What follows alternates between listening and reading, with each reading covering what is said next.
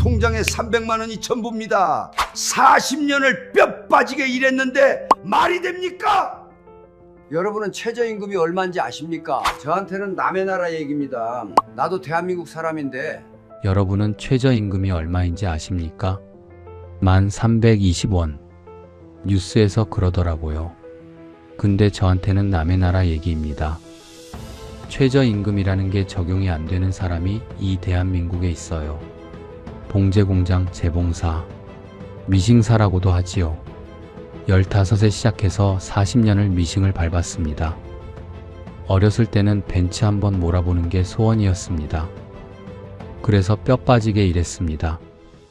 언젠간 해 뜨는 날이 오겠지 하면서요. 사람이 하루에 14시간을 일합니다. 아침 8시부터 밤 10시까지. 그것도 하루 이틀이 아니고 40년을 그렇게 살았어요.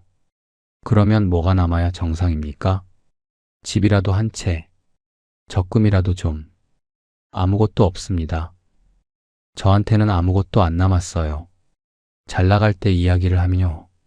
성수기에 월 500도 만져봤습니다. 동대문 원단시장이 불야성이던 시절. 마누라한테 금반지도 해줬고 자식들 대학 등록금도 냈습니다. 그때는 내가 이 골목에서 제일 잘 나가는 기술자였어요. 다 지나간 얘기입니다. 공장이 다 해외로 나가버렸어요. 성수기가 석 달로 쪼그라들었습니다. 개수임금제라는 게 뭔지 아십니까? 옷 한 벌 만들면 1,000원. 일이 없으면 그날은 공짜로 앉아있는 겁니다. 4대 보험도 없고 소득 증빙도 안 되니까 코로나 때 옆집 치킨집 사장님도 받은 재난지원금을 저는 한 푼도 못 받았습니다. 40년 일한 사람이 종이 한 장으로 증명이 안 됩니다. 여러분, 이 영상을 넘기시면 이런 사람이 있다는 걸 영영 모르고 사시는 겁니다. 이건 남의 이야기가 아닙니다. 40년을 일하고도 나라한테 투명 인간인 사람이 지금 여러분 앞에서 입을 열고 있습니다. 딱 한마디만 남겨주십시오. 그 한마디가 저 같은 사람한테는 세상이 아직 안 끝났다는 증거가 됩니다. 끝까지 들어주십시오. 저는 충청남도 예산 출신입니다. 논서 맞이기가 전 재산인 집에서 5남매 중 셋째로 태어났어요. 위로 형 하나 누나 하나, 밑으로 남동생 하나 여동생 하나. 식구가 7이었습니다. 아버지는 농사꾼이었고 어머니는 남의 집 삭바느질을 하셨어요. 어머니가 삭바느질 하시는 모습이 아직도 눈에 선합니다. 마루 끝에 앉아서 바늘에 실을 꿰시는데 눈을 가늘게 뜨시고 입으로 후 하고 실 끝에 침을 묻히셨어요. 바늘귀에 실이 들어가면 그제야 한숨을 쉬셨습니다. 어머니 손가락에는 바늘 자국이 점처럼 박혀 있었어요. 나중에 알았습니다. 제 손가락도 똑같아졌다는 걸. 국민학교 졸업하고 중학교는 가지도 못했어요. 등록금이 없었습니다. 같은 반 친구들은 교복 입고 중학교에 가는데 저는 집에서 아버지 일을 도왔어요. 논에 나가서 잡초를 뽑고 소 여물을 줬습니다. 아버지는 말이 없는 분이셨는데 어느 날 저녁밥 먹고 마당에서 담배를 피우시다가 그러셨어요. 야, 서울 가면 돈 번다. 너 손재주 있으니까 봉제공장 가라. 어머니가 옆에서 듣고 계셨는데 아무 말씀이 없으셨어요. 고개만 돌리시더라고요. 지금 생각하면 우셨던 것 같아요. 아버지가 아는 사람이 서울 창신동에서 봉제공장을 하고 있었습니다. 거기 사장한테 전화를 하셨어요. 우리 셋째 좀 데려가라. 밥 먹여주고 기술 가르쳐주면 된다. 그게 제 인생의 첫 번째 갈림길이었습니다. 15살한테 선택권 같은 건 없었어요. 아버지가 가라면 가는 겁니다. 15살. 1980년대 초반이었어요. 새벽에 예산 버스터미널에서 완행버스를 타고 천안까지 갔습니다. 천안에서 완행열차로 갈아탔어요. 좌석이 나무로 된 열차였습니다. 엉덩이가 아팠어요. 창밖으로 논밭이 지나가다가 점점 건물이 보이기 시작했습니다. 서울역에 내렸는데 사람이 개미떼 같았어요. 시골에서 소 울음소리 들으며 자란 아이한테 서울역 앞 택시 경적 소리는 폭탄 터지는 것 같았습니다. 배낭 하나 메고 서울역 앞에 서 있는데 갈 데가 어딘지도 모르겠고 사람들은 다들 바쁘게 지나가고 울고 싶었어요. 근데 안 울었습니다. 아버지가 사내는 울지 않는 거라고 하셨거든. 버스를 갈아타고 종로 5가를 지나 창신동에 들어갔습니다. 거기서 공장 사장이 마중을 나와 있었어요. 40대 중반쯤 되는 사람이었는데 손이 두꺼웠습니다. 미싱 돌려본 사람 특유의 손이에요. 마디가 굵고 손바닥에 굳은 살이 박혀있는. 나중에 제 손도 그렇게 됐습니다. 창신동 봉제골목. 그때 그 골목이 어땠는지 아십니까? 골목 양쪽으로 봉제 공장이 다닥다닥 붙어 있었어요. 2층, 3층 건물마다 공장이 들어차 있었습니다.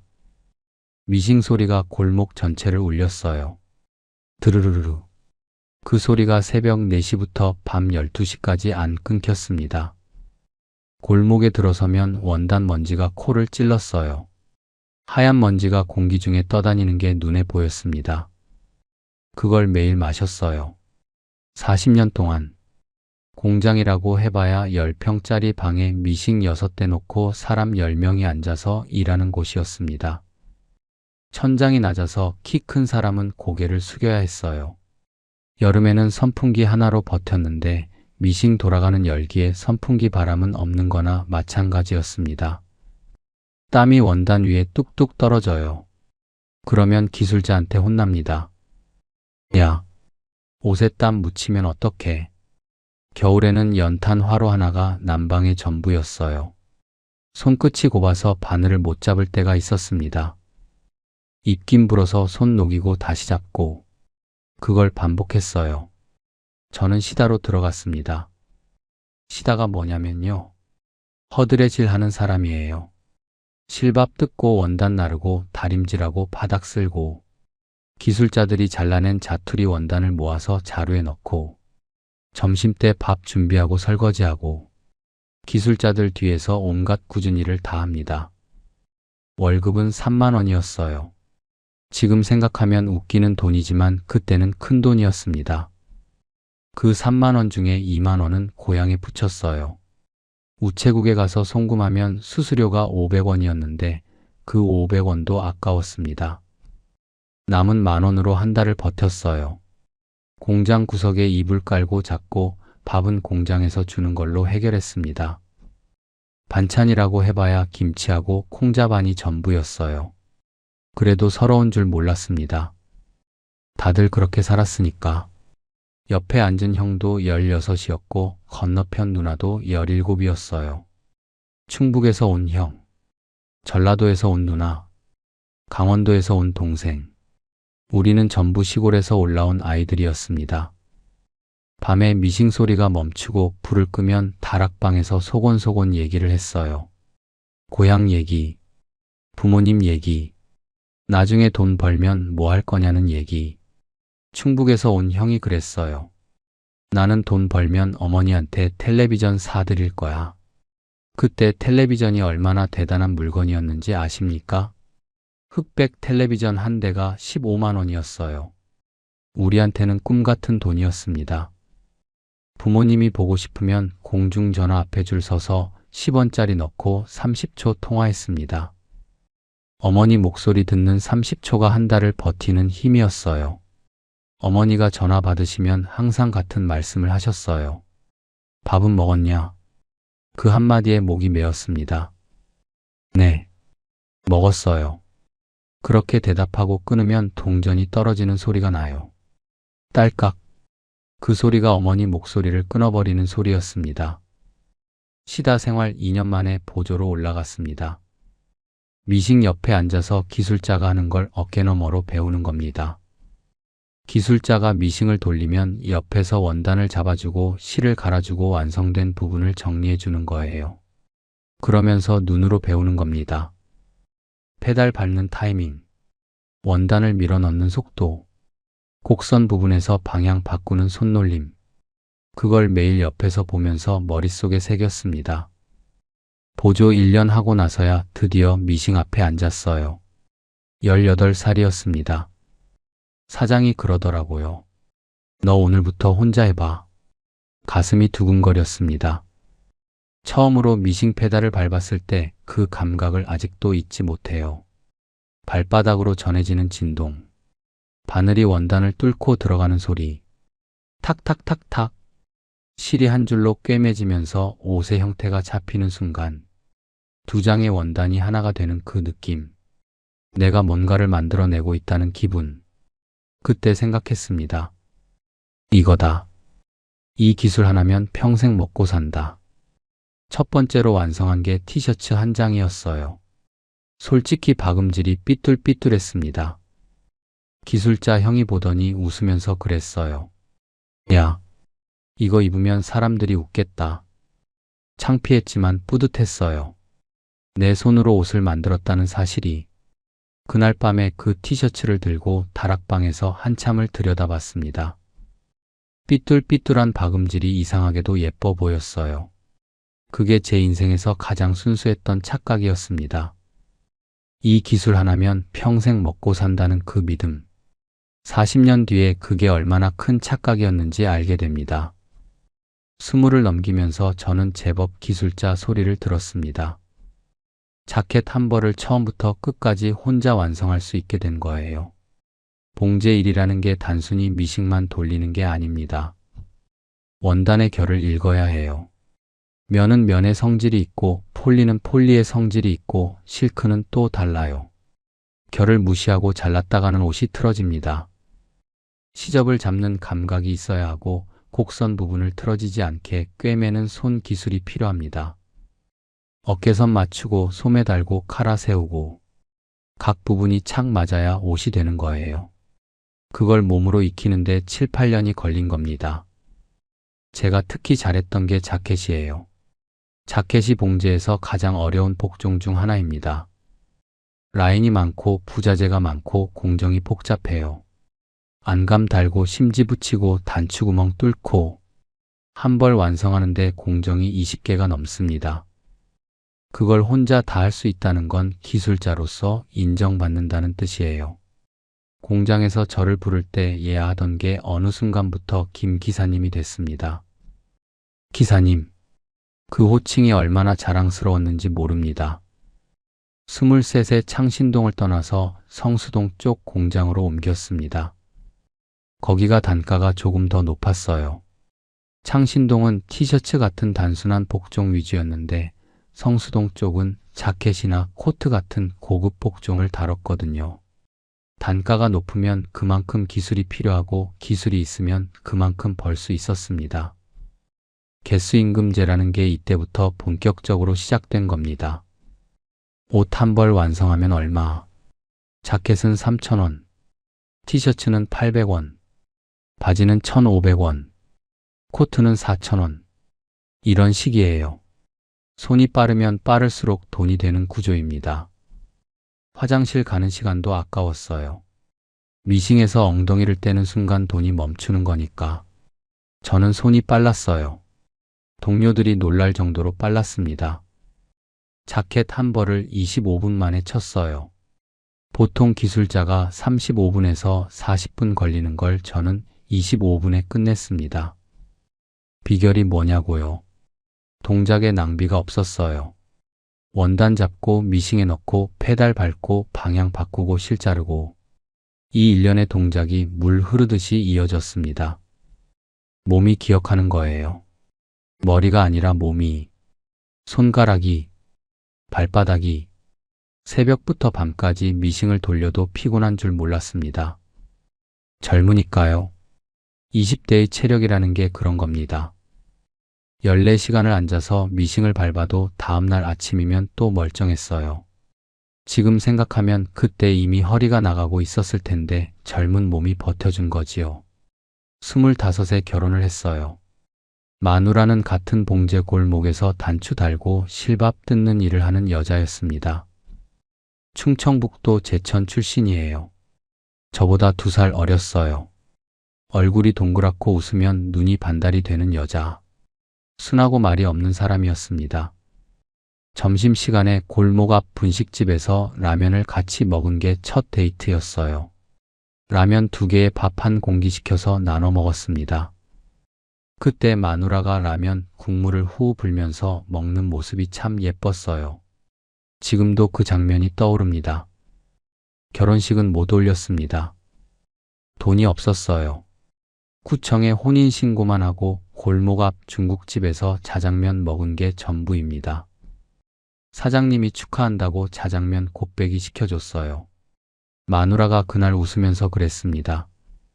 나중에 돈 벌면 그때예요. 결혼식, 나중에. 그 나중이라는 게 40년이 지나도 안 왔습니다. 마누라한테 결혼식 한 번 못 해줬어요. 웨딩드레스 한 번 못 입혀줬습니다. 그게 평생 마음에 걸립니다. 신혼방은 창신동 골목 안쪽에 있는 반지하 원룸이었어요. 보증금 300만 원에 월세 15만 원. 방이 좁아서 이불 깔면 발이 벽에 닿았습니다. 여름에는 습기가 차서 벽에 곰팡이가 피었고 겨울에는 결로 때문에 창문이 뿌옇게 됐어요. 근데 마누라하고 둘이 있으니까 그게 궁전이었습니다. 세상에서 제일 작은 궁전. 28배 첫째가 태어났어요. 아들입니다. 병원비가 없어서 마누라가 동네 산부인과에서 나왔는데 분만비가 25만 원이었어요. 그 돈도 빠듯했습니다. 아들을 처음 안았을 때 그 느낌. 3kg짜리 생명이 제 팔 안에 있는데 너무 가벼우면서도 너무 무거웠어요. 이 아이를 내가 먹여 살려야 한다는 무게. 그 무게가 제 어깨를 눌렀는데 이상하게도 힘이 났습니다. 더 열심히 해야겠다. 이 아이한테는 나처럼 살게 하지 말아야겠다. 31의 둘째, 딸이에요. 아들보다 더 작게 태어났습니다. 2kg 800g. 미숙아까지는 아닌데 작았어요. 마누라가 임신 중에도 일을 했거든요. 실밥 뜯는 일이 앉아서 하는 거라 괜찮을 줄 알았는데 오래 앉아 있으면 배가 당긴다고 했어요. 그래도 쉴 수가 없었습니다. 쉬면 돈이 안 되니까. 딸이 작게 태어난 게 그것 때문인지는 모르겠지만 마누라한테 미안한 마음은 아직도 있어요. 아이들이 태어나니까 더 악착같이 일했습니다. 아침 8시에 공장에 들어가서 밤 11시에 나왔어요. 하루에 자켓 15벌에서 20벌을 쳤습니다. 손가락이 부르틀 때까지. 바늘에 찔려서 피가 나면 반창고 하나 붙이고 바로 다시 밟았어요. 멈추면 돈이 안 되니까. 한 벌이라도 더 쳐야 내일 애들 분유값이 나오니까. 집에 돌아오면 밤 11시 반이에요. 마누라는 이미 애들 재우고 부엌에서 제 밥을 데워놓고 있었습니다. 밥 먹는데 손가락이 안 펴져요. 미싱 돌려서 구부러진 채로 굳어 있는 거예요. 젓가락질이 안 됩니다. 마누라가 보다 못해서 숟가락을 쥐어줬어요. 숟가락으로 밥 먹으면서 아이 방을 들여다보면 아들이 이불을 걷어차고 자고 있었습니다. 그 모습이 천사 같았어요. 이 녀석을 위해서라면 손가락 10개가 다 굳어도 괜찮다. 그때는 진심으로 그렇게 생각했습니다. 30대 중반부터 40대 초반까지. 그때가 제 전성기였습니다. 동대문 의류시장이 전성기를 맞으면서 봉제 물량이 폭발했어요. 동대문 밤시장 아십니까? 밤 10시에 문을 열어서 새벽 5시에 닫는 시장. 전국에서 보따리 장사들이 올라와요. 그 사람들이 사가는 옷을 만드는 게 우리였습니다. 물량이 넘쳤어요. 성수기에는 공장마다 사람이 모자랐습니다. 나를 데려가려고 공장 사장들이 줄을 섰어요. 김 기사님, 우리 쪽으로 와요. 단가 더 쳐줄게. 기분이 좋았습니다. 내 기술이 인정받는다는 느낌. 단가도 올라갔어요. 자켓 한 벌에 3,000원이던 게 3,500원이 되고 4,000원이 됐습니다. 월 400에서 500. 많이 한 달은 600까지 벌어본 적이 있어요. 600만 원. 그때 90년대 후반에서 2000년대 초반 사이였는데 월 600이면 상당한 돈이었습니다.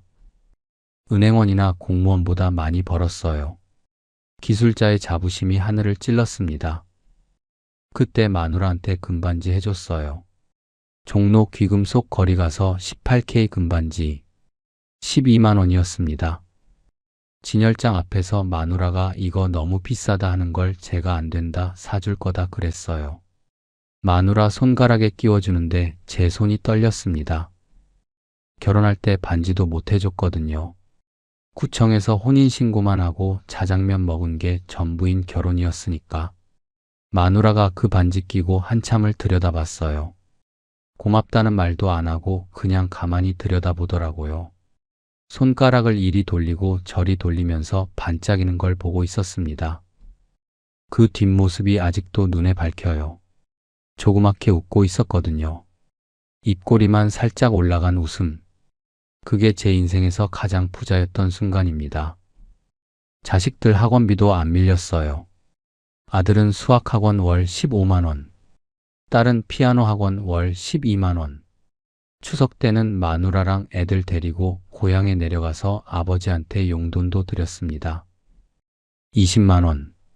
아버지 주머니에 넣어드리면 아버지가 펼쳐보시면서 이거 많다고 하셨어요. 근데 안 받으시진 않았습니다. 아버지가 그때 제 손을 잡으시면서 그러셨어요.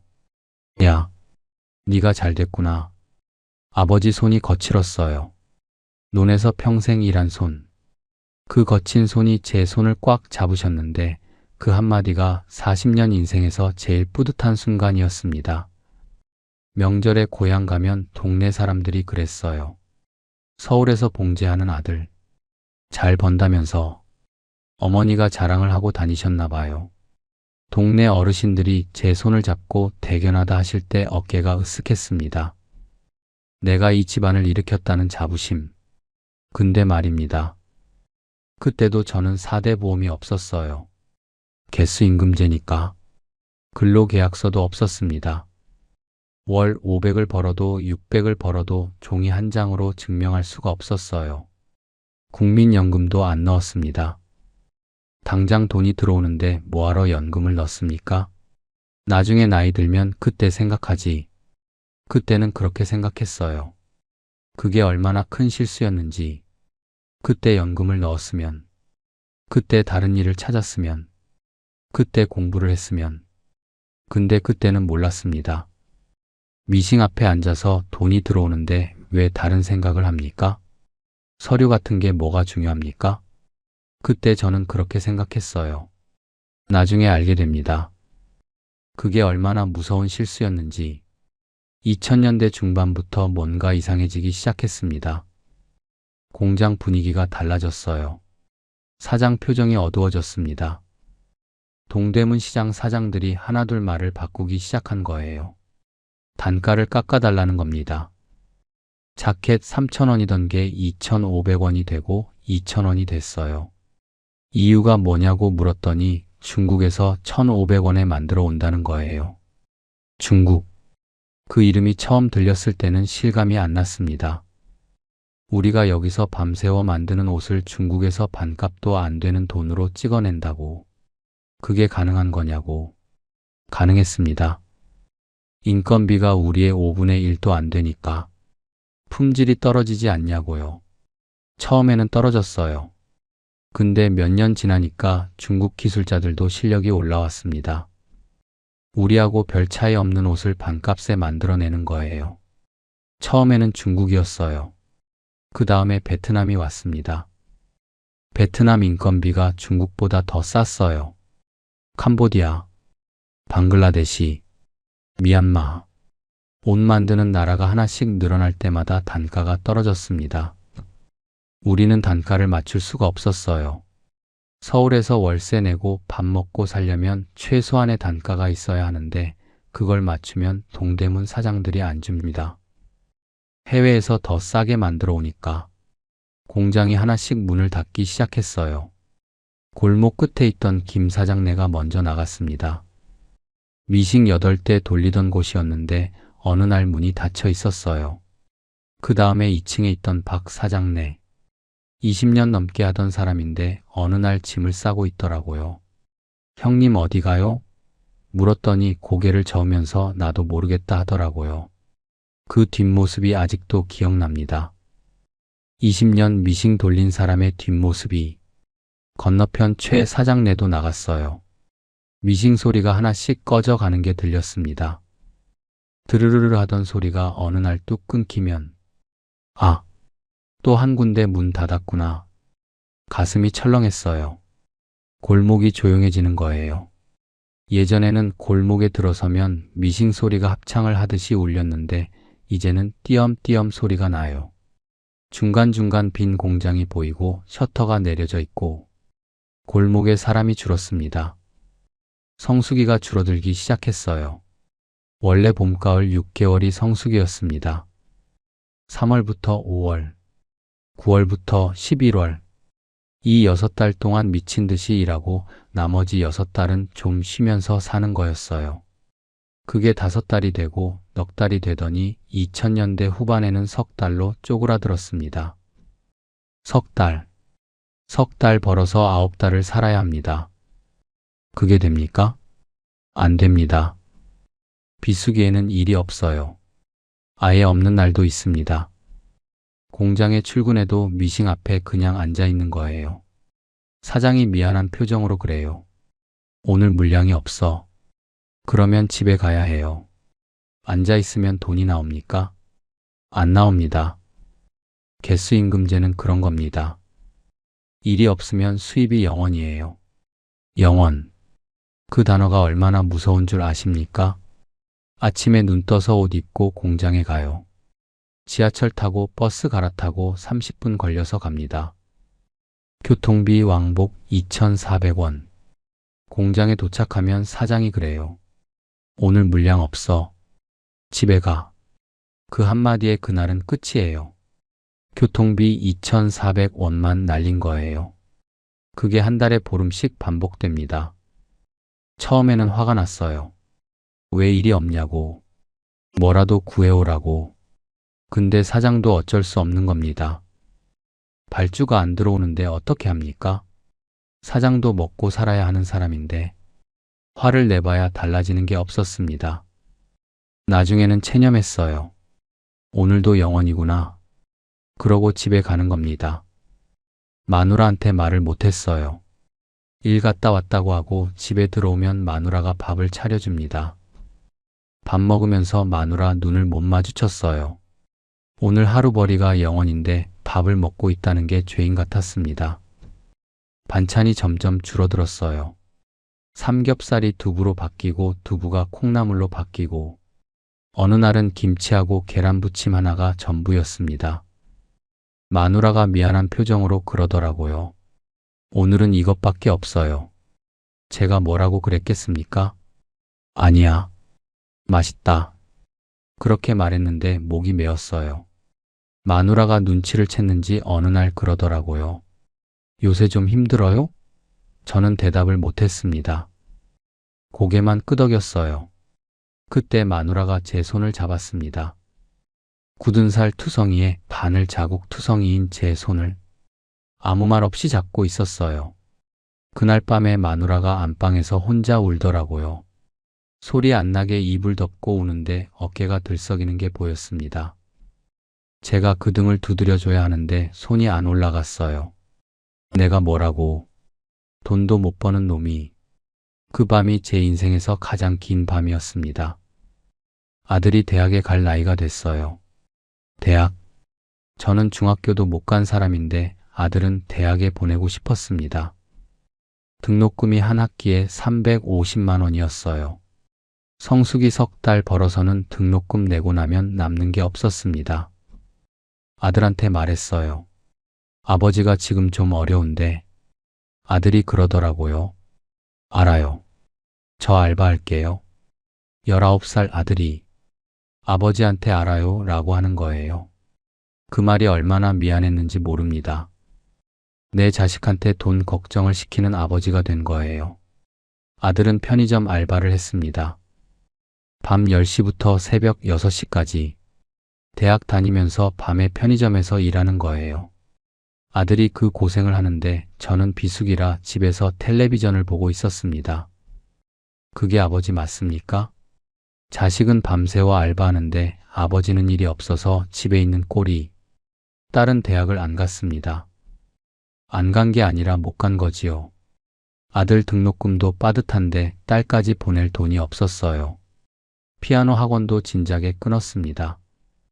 딸이 피아노를 좋아했어요. 학원 다닐 때 학원 발표회에 간 적이 있는데 딸이 무대에서 피아노를 치는 모습이 너무 예뻤습니다. 작은 손가락으로 건반을 누르는데 그 소리가 맑았어요. 엘리제를 위하여. 그 곡이었습니다. 지금도 그 멜로디가 귀에 남아 있어요. 딸이 원망하지 않았냐고요. 겉으로는 안 그랬어요. 괜찮아, 아빠. 나는 취직할 거야. 그렇게 말했는데 눈이 빨개져 있었습니다. 코끝이 빨개지면 우는 거예요. 참고 있는 거. 그때 제 가슴에 못이 하나 박혔어요. 딸이 피아노 치던 그 작은 손가락이 눈앞에 아른거렸습니다. 그 손가락으로 건반 대신 편의점 계산대를 두드리게 만든 게 저예요. 아직도 그 못이 박혀 있습니다. 빼려고 해도 안 빠져요. 돈이 없는 것도 서러운데 더 서러운 게 있었습니다. 이 나라에서 저는 존재하지 않는 사람이라는 거예요. 4대 보험이 없습니다. 하나씩 짚어드리겠습니다. 국민연금 없어요. 노후에 받을 돈이 없다는 뜻입니다. 건강보험은 직장가입자가 아니라 지역가입자로 따로 내야 합니다. 회사에서 반 내주고 제가 반 내는 게 아니라 전액 제가 내는 거예요. 고용보험 없습니다. 실업급여 해당 없다는 뜻이에요. 일이 없어서 굶어도 나라에서 주는 돈이 없어요. 산재보험 없습니다. 다쳐도 혼자 감당해야 합니다. 미싱에 손가락이 잘려도 산재 처리가 안 돼요. 근로계약서라는 걸 써본 적이 없습니다. 40년 동안 한 번도요. 이게 뭘 의미하는지 아십니까? 소득 증빙이 안 된다는 뜻입니다. 제가 40년 동안 일했다는 증거가 이 세상에 없어요. 종이 한 장이 없습니다. 은행에 가보십시오. 대출 받으려면 재직 증명서 내라고 합니다. 소득금액 증명원 내라고 합니다. 원천 징수 영수증 내라고 합니다. 저한테는 그런 게 없어요. 40년을 일했는데 종이 한 장이 없습니다. 은행 직원한테 설명을 하며 봉제 공장에서 개수임금제로 40년을 일했습니다. 서류가 없습니다. 직원이 눈을 동그랗게 뜨고 저를 쳐다봐요. 이해를 못하는 거예요. 40년 일했는데 증명서가 없다는 걸? 컴퓨터를 두드려 보더니 고개를 젓습니다. 죄송하지만 서류가 없으시면 진행이 어렵습니다. 진행이 어렵습니다. 그 말이 저한테는 당신은 사람이 아닙니다라고 들렸어요. 생활이 어려워서 소액 대출이라도 받으려고 했습니다. 300만 원. 겨울 비수기 넘기려면 최소한 그 정도는 있어야 했어요. 은행은 안 되니까 저축은행에 갔습니다. 거기도 서류 내라고 해요. 없다고 하니까 안 된다고 합니다. 대부업체까지 갔어요. 거기는 이자가 연 20%가 넘었습니다. 300만 원 빌리면 이자만 월 5만 원이 넘어요. 비수기의 수입이 0원인데 이자를 어떻게 갚습니까? 결국 포기했습니다. 50 넘어서 허리가 나갔어요. 미싱 앞에 하루 14시간씩 40년을 앉아 있었습니다. 허리가 안 나갈 수가 없어요. 처음에는 그냥 뻐근한 정도였어요. 아침에 일어나면 허리가 뻣뻣한데 움직이다 보면 풀리니까 무시하고 살았습니다. 그게 점점 심해졌어요. 허리를 숙이면 전기가 오는 것처럼 찌릿한 통증이 왔습니다. 엉덩이부터 다리 뒤쪽으로 저림이 내려가요.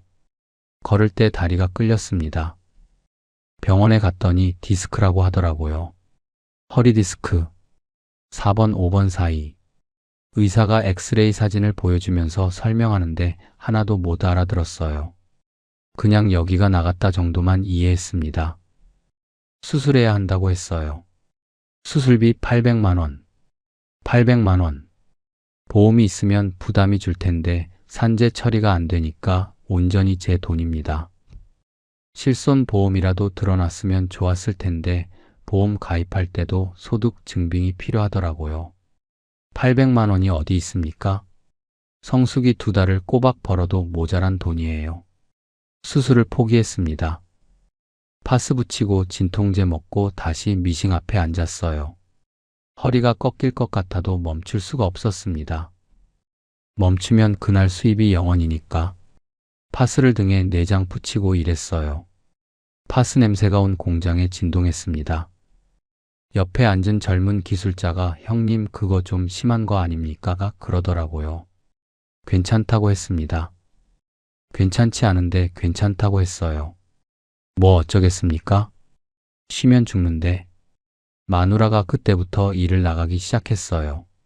제가 못 버는 걸 마누라가 채워야 했습니다. 동네 초등학교에 돌봄 전담사라는 자리가 있다고 아는 사람이 알려줬어요. 방과 후에 아이들 돌봐주는 일, 시간제 비정규직. 마누라가 면접 보고 합격했을 때 저는 좀 놓였습니다. 그래, 둘이 벌면 좀 나아지겠지. 근데요, 월급이 150만 원이에요. 서울에서요. 150만 원. 시간제 근로자라 하루 6시간 근무인데 최저임금 수준에도 안 닿는다고 하더라고요. 4대 보험은 되니까 그나마 낫지만 공제하고 나면 실수령액은 130만 원도 안 됩니다. 마누라가 하는 일이 만만한 게 아니에요. 아이들 30명 넘게 돌봅니다. 초등학교 저학년이면 한창 뛰어다니는 나이잖아요. 간식 준비하고 놀이 지도하고 생활 지도하고 안전 교육까지. 아이 하나가 다치면 마누라 책임이에요. 화장실도 맘대로 못 갑니다.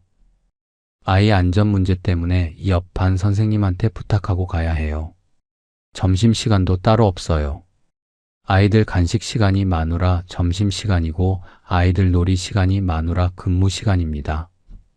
하루가 끝나면 탈진 상태로 집에 들어와요.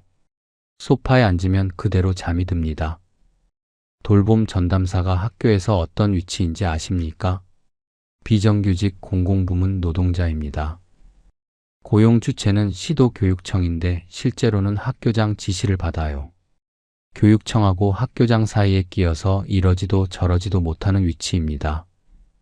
단체 협약을 교육청하고 맺는데 학교장은 그 내용을 모르는 경우가 많아요. 방학 때 탄력 근무해주면 안 돼? 이렇게 요구하시는 경우가 있는데 거절하기가 어렵습니다. 비정규직이니까.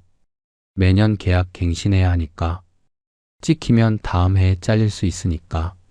마누라가 이 얘기를 할 때 목소리가 떨렸어요. 분한 건지 서러운 건지 아마 둘 다였을 겁니다. 하루 종일 아이들한테 웃어주고 에너지를 쏟고 돌아와서 저한테 하소연을 하는데 저는 들어주는 것 말고는 해줄 게 없었어요. 그 마누라가 어느 날 부엌에서 밥을 하다가 주저앉았습니다. 양손으로 얼굴을 감싸고 울면서 그러더라고요. 나도 힘들어. 나도 좀 쉬고 싶어. 그 말을 듣는데 가슴이 찢어졌어요. 내가 이 여자를 이렇게까지 만들었구나. 금반지 해줄 때는 언제고 지금은 150만 원짜리 일을 시키면서 울게 만들고 있으니까. 그때 제가 뭐라고 했는지 아십니까? 아무 말도 못했어요. 그냥 옆에 앉았습니다. 부엌 바닥에 둘이 나란히 앉아서 아무 말도 안 하고 있었어요. 밥솥에서 김 나오는 소리만 들렸습니다. 보글보글. 그 소리가 그날따라 유독 크게 들렸어요. 마누라 어깨에 제 머리를 기댔습니다. 미안하다는 말이 목구멍까지 올라왔는데 입 밖으로 안 나왔어요. 그냥 기대고 있었습니다. 한참을. 2020년 코로나가 터졌습니다. 텔레비전에서 무서운 뉴스가 쏟아졌어요. 확진자 몇 명, 사망자 몇 명, 사회적 거리두기 2단계. 세상이 멈춰버렸습니다. 동대문 시장이 문을 닫았어요. 시장이 문을 닫으면 발주가 없습니다. 발주가 없으면 공장에 물량이 없어요. 물량이 없으면 수입이 0원입니다. 공장 사장이 전화를 했어요. 형님, 당분간 나오지 마세요. 물량이 없어요. 당분간. 그 당분간이 석 달이 됐습니다. 석 달 동안 수입이 0원이었어요. 진짜 0원이요. 한 푼도 안 들어왔습니다. 집에만 있으니까 미치겠더라고요. 아침에 일어나면 갈 데가 없어요. 40년 동안 매일 공장에 갔던 사람이 갑자기 갈 데가 없어진 겁니다. 소파에 앉아서 텔레비전을 봤어요. 뉴스만 나옵니다. 코로나, 코로나, 코로나.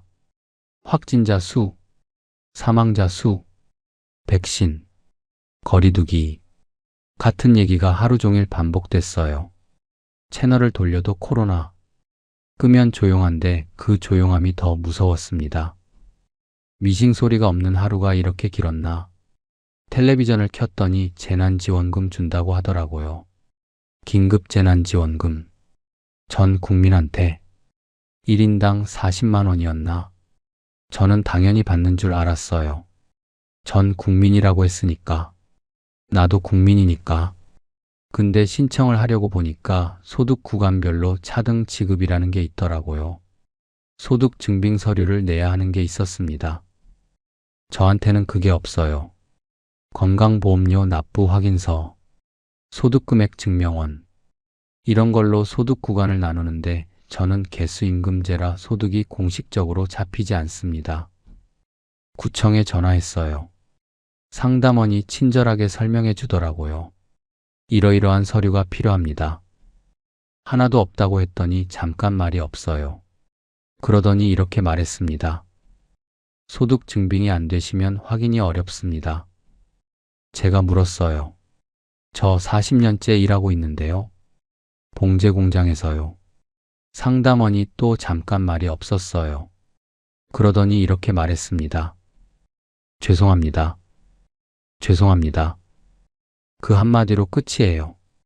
40년이 죄송합니다. 한마디로 정리되는 겁니다. 전화를 끊고 한참을 앉아 있었습니다. 손에 쥐고 있던 전화기가 뜨거웠어요. 분노 때문인지 전화기 열 때문인지 모르겠습니다.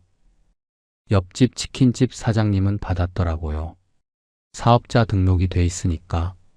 건너편 편의점 알바하는 젊은 친구도 받았어요. 고용보험에 가입돼 있으니까.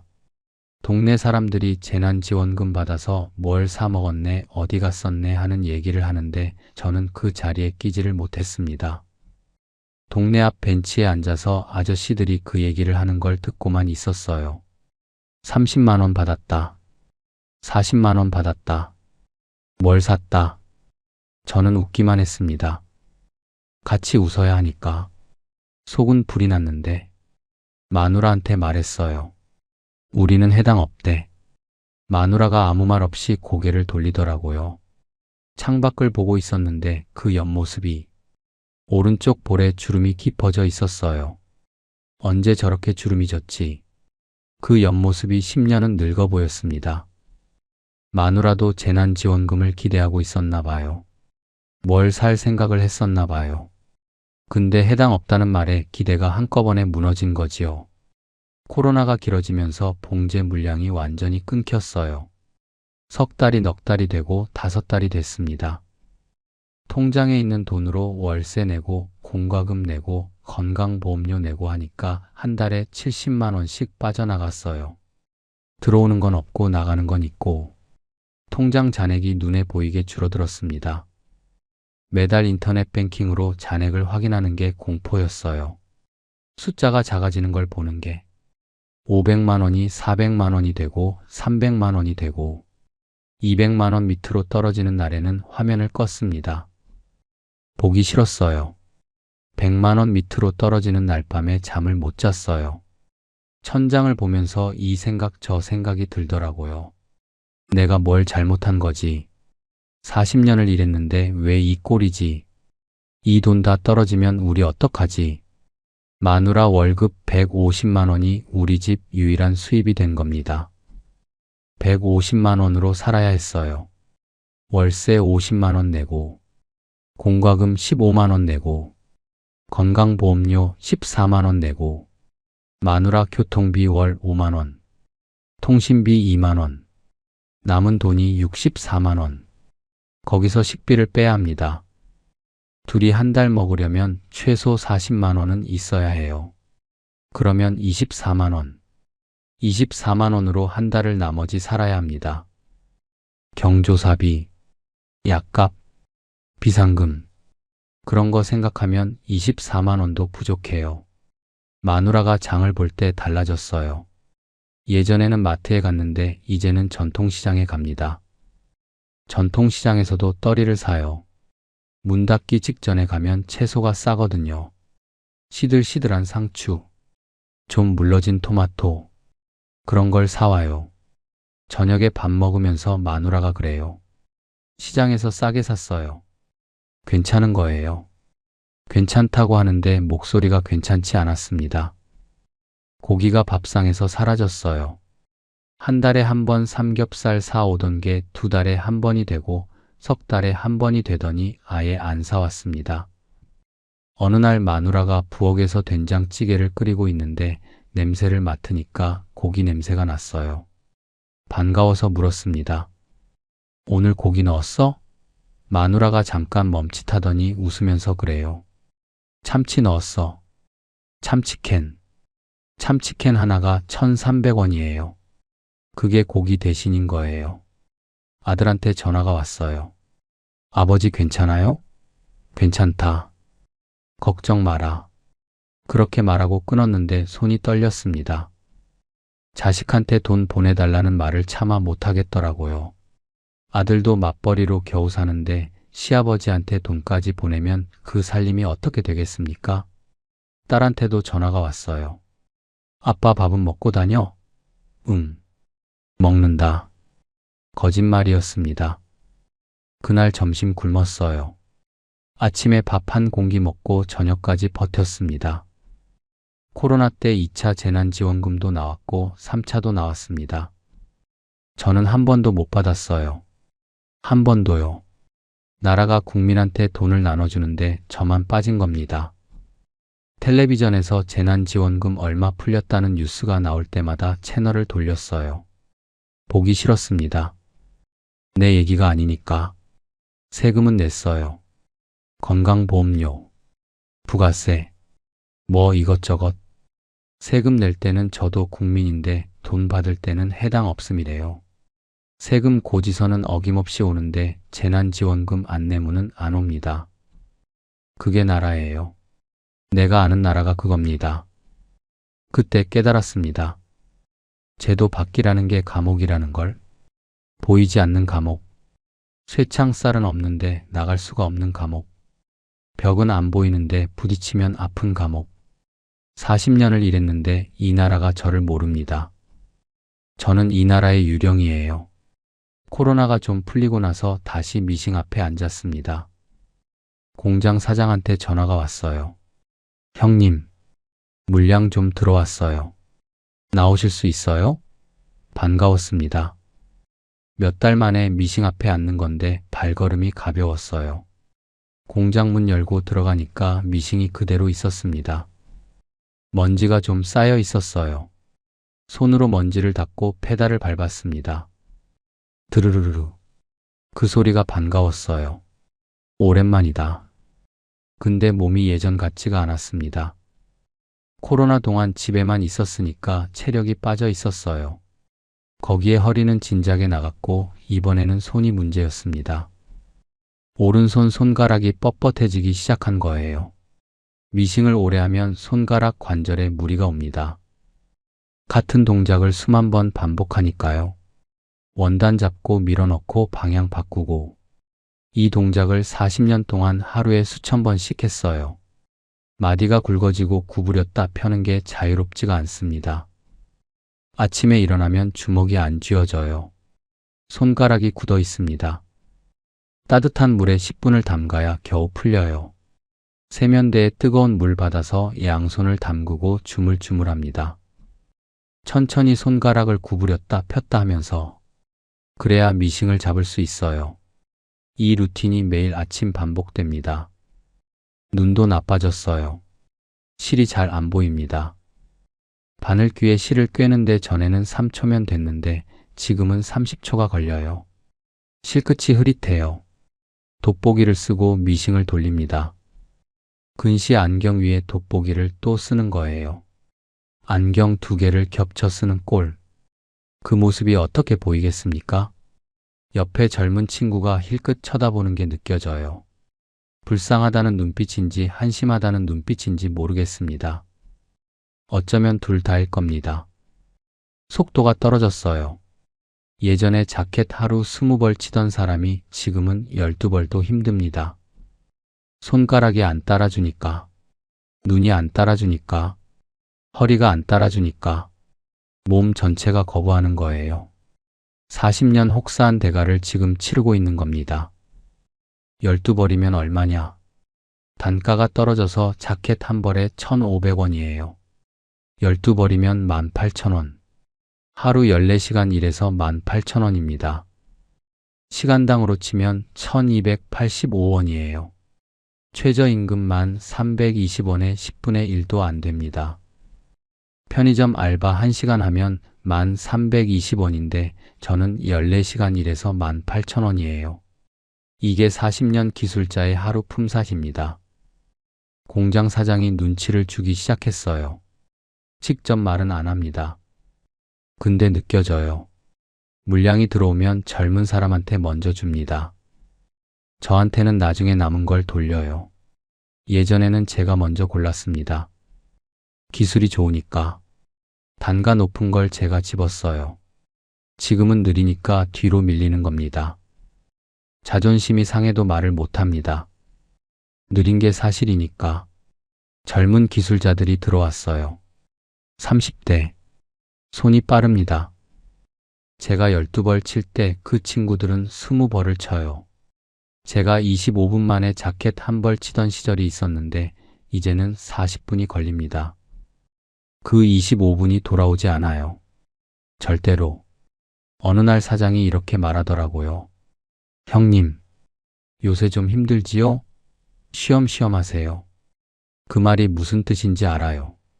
천천히 나가라는 겁니다. 자리를 비워달라는 뜻이에요. 직접적으로 그만두라고는 못합니다. 40년을 봐온 사이니까. 근데 쉬엄쉬엄이라는 말이 나오면 끝이 보이는 거예요. 40년을 미싱 하나로 살아온 사람한테 쉬엄쉬엄 하라니. 쉬면 죽는데, 쉬면 수입이 0원인데, 그날 집에 돌아오는 길이 길었습니다. 지하철에서 창밖을 보는데 아무것도 안 보여요. 터널이라 까만데 그 까만 창에 제 얼굴이 비쳤습니다. 늙었더라고요. 주름진 얼굴에 돋보기 안경 쓰고 굳은 살 투성이 손으로 손잡이를 잡고 있는 늙은이. 그게 저예요. 15에 서울 올라오던 그 아이가 이렇게 됐습니다. 집에 돌아와서 마누라한테 말했어요. 나 이제 이 일 못하겠어. 몸이 안 따라줘. 마누라가 한참 저를 쳐다보더니 그러더라고요. 그러면 다른 거 해요. 다른 거. 40년 동안 미싱밖에 안 해본 사람이 다른 게 뭐가 있겠습니까? 경비. 아파트 경비원 자리를 알아봤습니다. 이력서를 내라고 하는데 경력란에 뭘 씁니까? 봉제공장 재봉사 40년. 근데 증명서가 없어요. 경력 증명이 안 됩니다. 면접도 못 봤어요. 택배? 허리 나간 사람이 택배를 어떻게 합니까? 짐을 들면 전기가 오는 것처럼 허리에 통증이 옵니다. 5kg도 못 들어요. 대리운전?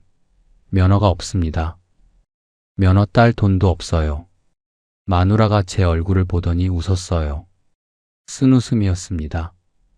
괜찮아요. 내가 벌잖아요.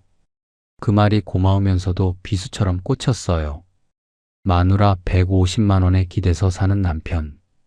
그게 저예요. 그때부터 밤에 잠이 안 오기 시작했어요. 새벽 3시에 눈이 떠집니다. 천장을 보면서 이런 생각이 들어요. 나는 평생 뭘 한 거지? 40년을 미싱 앞에 앉아서 이 나라 사람들 입힐 옷을 만들었는데 그 대가가 이거야. 굳은 살하고 디스크하고 뻣뻣한 손가락하고 텅 빈 통장. 그게 40년의 대가라고. 새벽에 부엌에 나가서 물을 마십니다. 어둠 속에서 물 마시면서 창밖을 봐요. 가로등 불빛이 보이고 가끔 지나가는 차 불빛이 보입니다.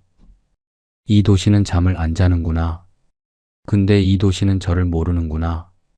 40년을 이 도시에서 살았는데 마누라가 제 뒤척이는 걸 알아요. 모른 척 누워있지만 알아요. 제가 부엌에 나갈 때 이불 밖으로 한숨 소리가 들리거든. 둘이 나란히 누워서 둘 다 잠을 못 자는 밤이 늘어났습니다. 천장만 보는 밤. 그 천장이 왜 그렇게 높아 보이는지, 손을 뻗어도 닿지 않는 천장처럼 우리 인생도 어디에도 닿지 않는 것 같았어요. 지금 제 통장에 300만 원이 들어 있습니다. 그게 전부예요. 40년 일한 사람의 전 재산이 300만 원. 이 300만 원도 마누라가 돌봄 전담사 하면서 조금씩 모은 돈이 대부분이에요. 제가 번 돈은 거의 없습니다. 부끄러운 얘기인데 사실이 그래요. 집은 월세입니다. 서울 변두리 반지하 투룸. 월세 50만 원에 보증금 1000만 원. 그 보증금 1000만 원은 아들이 보태줬어요. 아들이 결혼하고 맞벌이로 모은 돈에서 1000만 원을 빼서 아버지한테 준 겁니다. 그 돈 받으면서 눈을 못 마주쳤어요. 아들 손에서 1000만 원짜리 수표를 받는 아버지의 손이 떨렸습니다. 고맙다는 말이 안 나왔어요. 미안하다는 말도 안 나왔어요. 그냥 고개를 숙이고 있었습니다. 반지하라 여름에는 습기가 올라옵니다. 벽에 곰팡이가 피어요. 마누라가 곰팡이 제거제 사다가 닦는데 일주일이면 또 핍니다. 장마철에는 바닥에 물이 올라올 때도 있어요. 수건으로 닦고 또 닦고, 겨울에는 결로 때문에 창문에 물방울이 맺힙니다. 그 물방울이 흘러내리는 걸 보면서 혼자 앉아 있으면 제 인생이 저 물방울 같다는 생각이 들어요. 위에서 아래로 흘러내리기만 하는 국민연금. 저는 납부한 게 거의 없습니다. 개수임금제라 사업장 가입이 안 됐고 지역가입자로 내야 하는데 비수기에 당장 먹고 살 돈이 없는데 연금을 어떻게 냅니까? 젊었을 때는 나중에 하다가 그 나중이 지금이 됐어요. 10년 넘게 체납입니다. 국민연금공단에서 납부 독촉 우편물이 와요. 뜯어보면 체납액이 적혀 있습니다. 숫자가 커요. 그 우편물을 볼 때마다 한숨이 나옵니다. 나중에 받을 연금이라는 게 있긴 할지 모르겠어요. 있다고 해도 월 2, 30만 원일 겁니다. 40년 일하고 연금 2, 30만 원. 그걸로 뭘 합니까? 퇴직금. 그런 거 없습니다. 개수임금제에 퇴직금이라는 개념이 없어요. 근로계약서가 없으니까 퇴직도 없는 겁니다. 40년 일하고 퇴직금 0원이에요. 회사 다니는 사람들은 퇴직하면 퇴직금 받잖아요. 20년, 30년 다니면 몇 천만 원 받는다면서요. 저는 40년 일하고 0원입니다. 건강보험은 지역가입자라 매달 14만 원을 냅니다. 수입이 0원인 달에도 14만 원은 나가요. 안 내면 병원을 못 가니까. 허리 아프고 손가락 아프고 눈도 나쁜데 병원을 못 가면 안 되잖아요. 근데 그 14만 원이 아깝지가 않은 게 아니에요. 마누라 월급 150만 원에서 14만 원이 빠지면 그게 얼마나 큰 돈인지 자식들한테 짐이 되고 싶지 않아요. 그게 제 마지막 자존심입니다. 아들은 결혼을 했는데 맞벌이로 겨우 살고 있어요. 서울에서 전세 살면서 애 하나 키우는데 빠듯합니다. 애가 하나 있어요. 손자.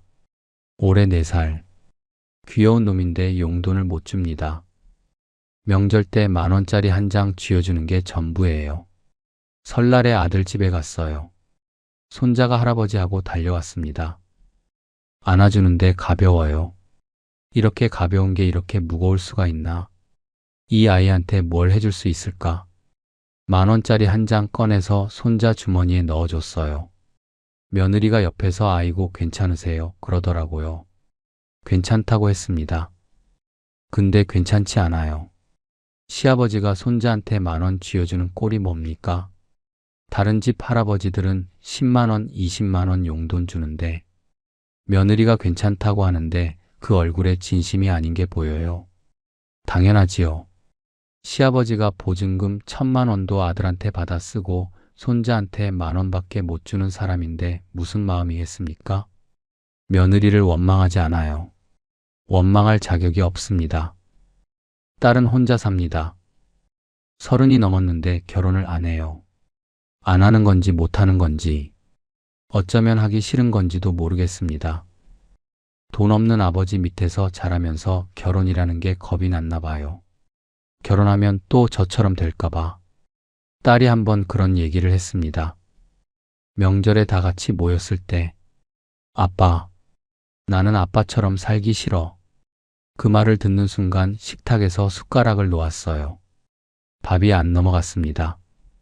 마누라가 옆에서야 아빠한테 무슨 소리야 하면서 딸을 나무랐는데 제가 말렸어요. 아니야. 맞는 말이야. 그 말이 칼보다 날카로웠어요. 근데 틀린 말이 아니잖아요. 제가 뭘 보여줬습니까? 40년 일하고 300만 원 남은 아버지를, 반지하에서 곰팡이하고 사는 아버지를, 그걸 보고 자란 딸이 결혼이 하고 싶겠습니까? 아버지 같은 남편을 만날까봐 무서운 거지요. 나중에 딸이 전화를 했어요. 아빠 미안해. 그때 내가 너무 심했어. 제가 그랬습니다. 아니다. 아빠가 미안하지. 네가 미안할 게 뭐가 있어. 전화 끊고 한참을 울었습니다. 소리 없이 마누라 몰래 화장실에서. 마누라는 아직도 돌봄 전담사로 나갑니다. 12년째예요. 월 150만 원. 비정규직이라 언제 잘릴지 모릅니다. 매년 3월에 계약 갱신을 하는데 2월이 되면 마누라 얼굴이 어두워져요. 올해도 되려나? 불안한 거지요. 12년을 했어도 비정규직은 비정규직이에요. 정규직 전환? 그런 말만 들었지 된 적이 없습니다. 마누라가 요새 무릎이 아프다고 합니다. 하루 종일 아이들이랑 바닥에 앉았다 일어났다 하니까 무릎이 나가는 거예요. 계단 올라갈 때 인상을 찡그립니다. 아이고 소리가 나와요. 근데 병원에 갈 시간이 없대요. 쉬는 시간이 없으니까. 주말에 가라고 해도 주말에는 밀린 집안일 하느라 못 간다고 해요. 마누라 무릎이 아픈 거 보면서 생각했습니다. 이 여자도 나처럼 되는 거 아닌가. 몸 망가지고 돈도 못 모으고 돌봄 전담사 퇴직금이 얼마나 되겠습니까? 시간제 비정규직인데 우리 부부가 나란히 제도 밖에서 늙어가고 있는 거예요. 밤에 마누라 옆에 누우면 미안해서 잠이 안 옵니다. 이 여자가 나를 만나지 않았으면 이렇게 안 살았을 텐데, 좀 더 나은 남편을 만났으면 금반지가 아니라 금목걸이도 해줬을 텐데, 결혼식도 올려줬을 텐데. 근데 이 여자는 나를 만났어요. 종로 귀금속 거리에서 12만 원짜리 금반지 받고 좋아하던 여자. 구청 혼인신고하고 자장면 먹으면서 나중에 해요 하던 여자. 그 나중이 40년이 지나도 안 왔는데 이 여자는 아직도 내 옆에 있어요. 그게 고맙고 그게 미안합니다. 여러분, 저는 특별한 사람이 아닙니다. 나쁜 짓을 해서 이렇게 된 것도 아닙니다. 도박을 한 것도 아니고 사기를 친 것도 아니에요. 주식에 손댄 적도 없고 보증을 서준 적도 없습니다. 그냥 15살부터 미싱 하나 잡고 40년을 살았을 뿐이에요. 하루도 빠지지 않고 일했습니다. 비가 와도 눈이 와도 공장에 갔어요. 몸이 아파도 파스 붙이고 갔습니다. 주어진 일을 성실하게 했어요. 그런데 40년 뒤에 남은 게 300만 원입니다. 이게 제 잘못입니까? 어쩌면 맞을 수도 있어요. 4대 보험 안 되는 일을 40년이나 한 게 제 잘못이라고 할 수 있겠지요. 다른 일을 찾아야 했다고, 공부를 했어야 한다고, 자격증이라도 땄어야 한다고. 근데 말입니다. 15에 서울 올라온 아이한테 선택지가 뭐가 있었습니까? 중학교도 못 간 아이한테 미싱 앞에 앉는 것 말고는 할 줄 아는 게 없었어요. 그리고 그 미싱 하나로 가족을 먹여 살렸습니다. 자식을 키웠어요. 아들을 대학에 보냈고 딸을 먹이고 입혔습니다. 마누라한테 금반지를 해줬어요. 고향에 계신 아버지한테 용돈을 드렸습니다. 이 나라 사람들이 입는 옷을 만들었어요. 여러분이 입고 있는 그 자켓, 그 바지, 그 티셔츠, 그걸 저 같은 사람이 만든 겁니다. 새벽부터 밤까지 미싱을 밟아서 최저임금이 1320원이라고요. 좋은 일이지요. 노동자의 최소한의 생활을 보장해주는 제도. 근데 그게 적용이 안 되는 사람이 있다는 것도 좀 알아주십시오. 개수임금제라는 이름 아래에서 하루 14시간 일하고 시간당 1,000원도 안 되는 사람이 이 서울에 있습니다. 4대 보험 바깥에서 다쳐도 산재 처리 못하고 파스 붙이며 일하는 사람이 있어요. 소득 증빙이 안 돼서 나라가 돈을 나눠줘도 못 받는 사람이 있습니다.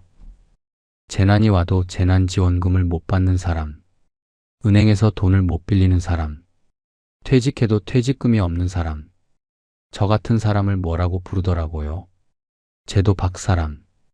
그 말이 맞아요. 저는 제도 밖에 있습니다.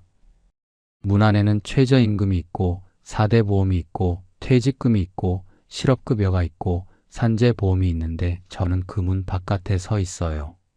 40년 동안 밖에 서 있었습니다. 문을 두드려 본 적도 없어요. 문이 있는지도 몰랐습니다. 문이 잠겨 있는 건지 원래 문이 없는 건지 지금도 모르겠어요. 뉴스에서 최저임금 올랐다고 할 때마다 생각합니다. 어느 나라 얘기인가? 저한테는 다른 나라 뉴스예요. 올해도 290원 올랐다고요. 좋겠습니다. 해당되시는 분들은요. 가끔 생각해요. 내가 이 미싱을 안 잡았으면 어떻게 됐을까? 다른 일을 했으면 나았을까? 공장 대신 건설 현장에 갔으면, 식당에서 일했으면, 어디를 갔으면, 모릅니다. 돌이킬 수도 없고요. 확실한 건 하나 있어요.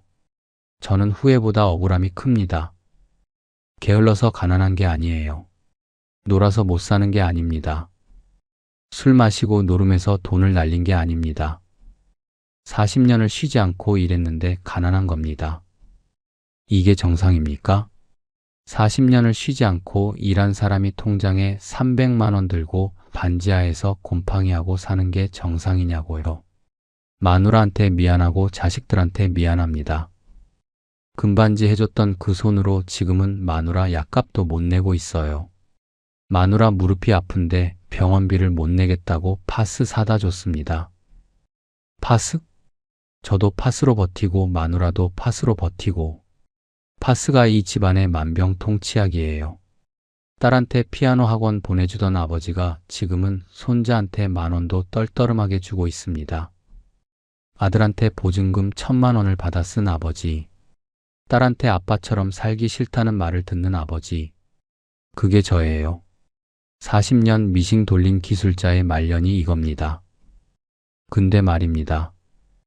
여러분, 저는 아직 미싱 앞에 앉아 있어요. 얼마 전에 공장을 옮겼습니다. 개수임금제가 아니라 월급제 공장으로요. 사장이 불쌍했는지 월급 200만 원에 써줬어요. 200만 원.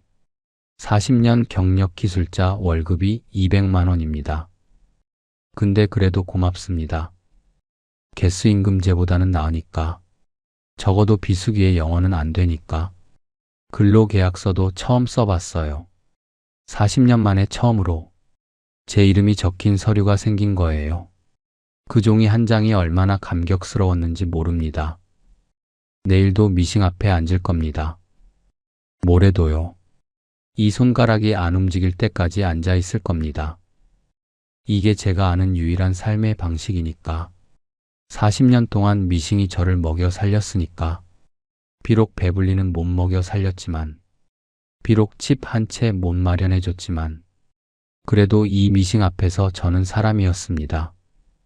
기술자였습니다. 뭔가를 만들어내는 사람이었어요. 여러분, 이 이야기를 끝까지 들어주셔서 고맙습니다. 긴 이야기였는데 끝까지 들어주신 여러분이 대단하십니다. 저 같은 사람이 있다는 걸 알아주신 것만으로도 감사합니다. 제도 밖에 서 있어도 사람은 사람입니다.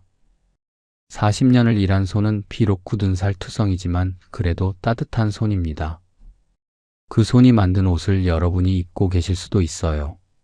여러분이 아침에 출근하면서 입는 자켓, 퇴근하고 갈아입는 티셔츠, 그걸 누가 만들었는지 한번 생각해 보십시오.